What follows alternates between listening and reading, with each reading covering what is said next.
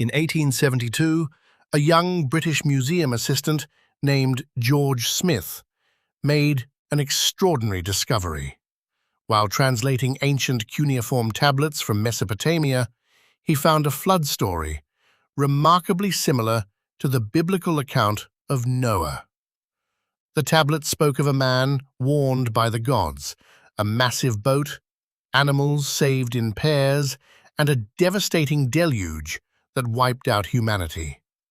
Smith became so excited that he reportedly stripped off his clothes and ran around the room in shock.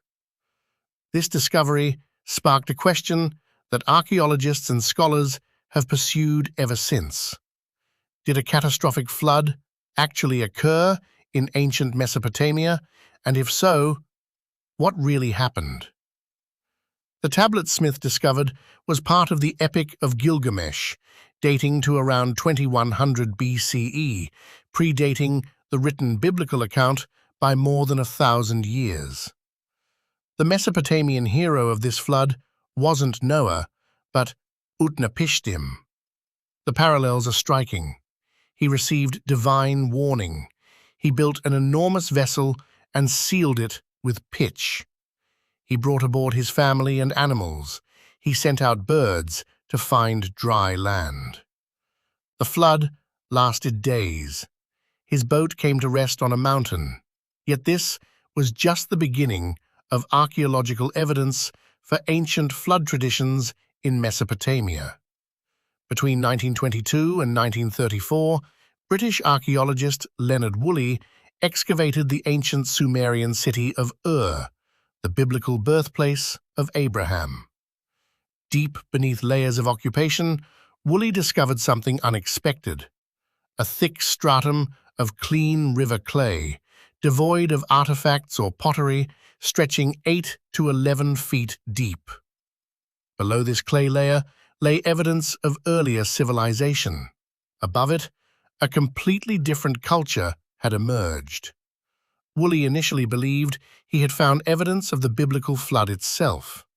He calculated the amount of water needed to deposit such a layer and proclaimed it proof of Noah's deluge.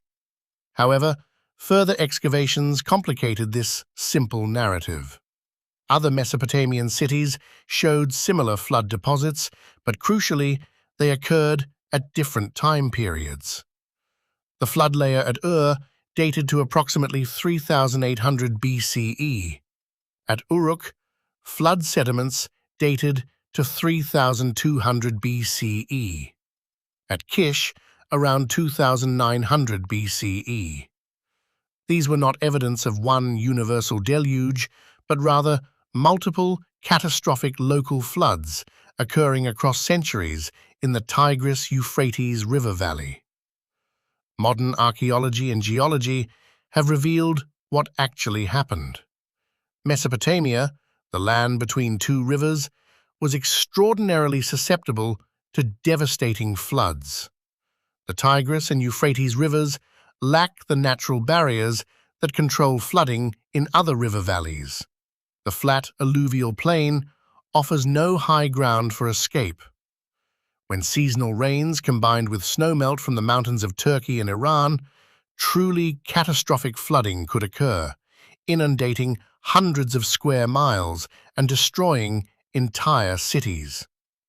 For the people who survived such events, these floods would have seemed world-ending. Their entire known world disappeared beneath water. Everyone they knew outside their immediate family likely perished. The water stretched to every horizon. To someone living in ancient Sumer, this was the end of the world, even if lands beyond their knowledge remained dry. The archaeological evidence suggests that memories of these traumatic local floods became embedded in Mesopotamian culture, eventually crystallizing into the flood epic preserved in multiple versions across millennia. The story was passed down, refined, and eventually borrowed by the Hebrew people during their Babylonian exile, becoming the version we know as Noah's Ark. What archaeology actually found was not evidence of a global flood, but something perhaps more profound. Proof that ancient peoples processed catastrophic trauma through story, transforming historical disaster into moral narrative. The flood stories, whether Mesopotamian or biblical, represent humanity's oldest attempts to find meaning in natural catastrophe. The real discovery is not that the flood happened exactly as written, but that real floods, terrible enough to seem world-ending, inspired humanity's most enduring tales of survival, divine warning, and renewal.